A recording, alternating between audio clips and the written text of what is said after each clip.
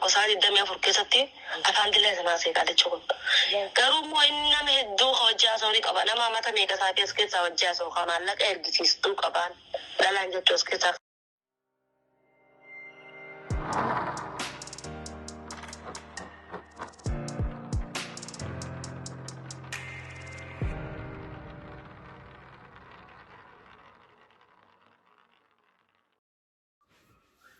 Ashamaa harka fuunee jaallatamtoota ilmaan Oromoo kan guutuu addunyaa kanarratti argamtan nageenyi keenya bakka jirtanitti isin haadha qabu isiniin jecha egaa hadda muciyoo waa'ee Hamzaa Shejjaabirii fi Alii Suufaan waldhabbii isaanii lamaan jidduutti mitsira bahee yookiin Hamzaa Shejjaabir mitsira baasesan itti bilbilee waan tokko ni gaafadheedhaa jira. Mee haga dhuma viidiyoo keenyatti na waliin tura yoo kakaaftu ta'e itti bilbila.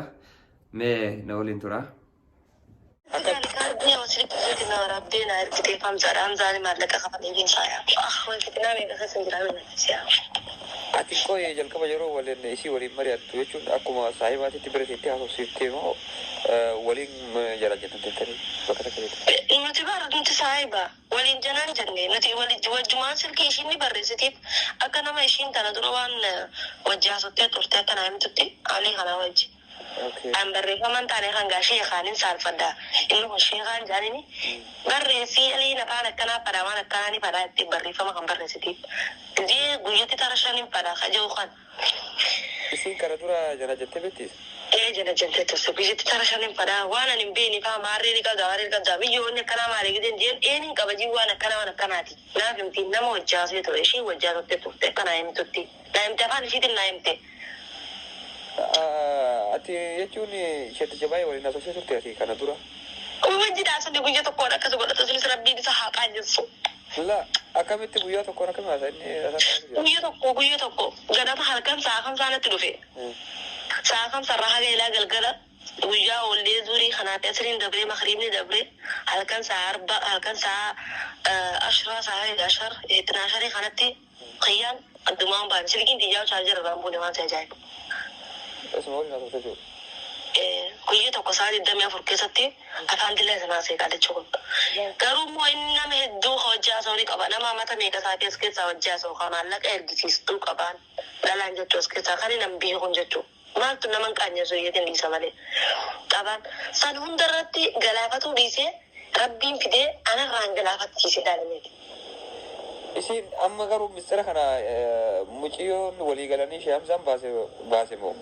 Egaa duubaa baasanii mi waan kana biraan deemee kara galaatiin deemee narra fajee rafni jee kara galaatiin biraa kutee kunnaan waan kanallee namni oduu kutee dura sagalee Hamzaadhaa qofa irraa sagalee qaalichaa qofa sheenii qofa irraa murree erginaa fi jeen tiyyaa wajjin erginu fennaan hayaa jennee akkasitti dheenee waan kana irraa muruu dadhabnee ijoolleen takka nu bira jirti ijoolleen dhiiraa namni lama manatti nutti dhufanii osoo tatteenyee waan kana hojjetu jiru irraa muruu jiru sagalee murree erginaaf jennee.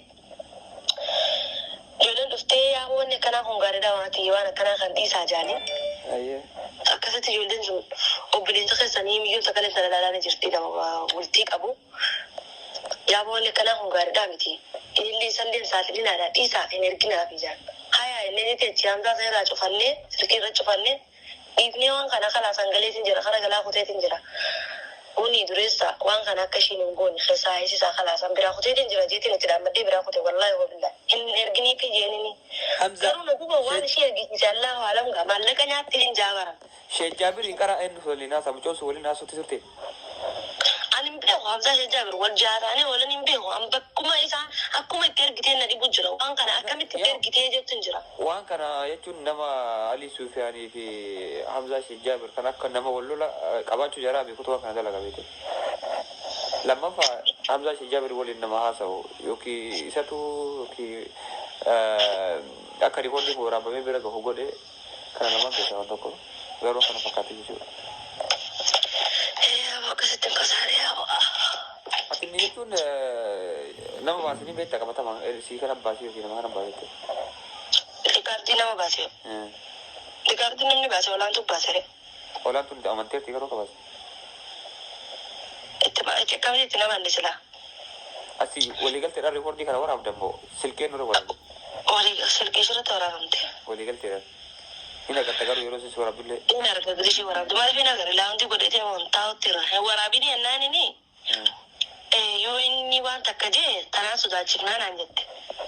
Okay. Isin kana yoro kana Hamza Shejja berwali na sotti jechuudha mi kun isaanii bitti argite. Watni wama miti amma kana booda fi ilma namaa irrallee gadhuu jechuun ilma namaa kana amananii illee itti godhisu waan ulfaata tokko beekee.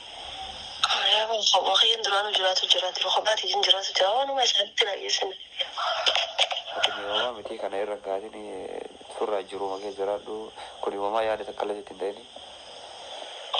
Waan hin godhan waan ta'e.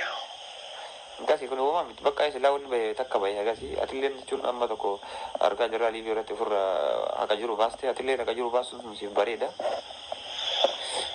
Na bareeda garuu namni maaliif xiqqootaa haqa ragaa irratti mana baataa waan san jaani. Laa jechuun namni baay'ee akka nama yookiin Hamza Shejjaa waa si ergee birrii si ergee akkasitti icciitii kana si baasisee fakkaataa ture beekee dubbiin san dura osoo ati dhugaan himin dura amma eega dhugaa ati himtee booda wanni kun akka dhokatee bahee beekanii. Yaa dhugaa jirti jirta waan ta'eef uumaa sitti fakkaatan.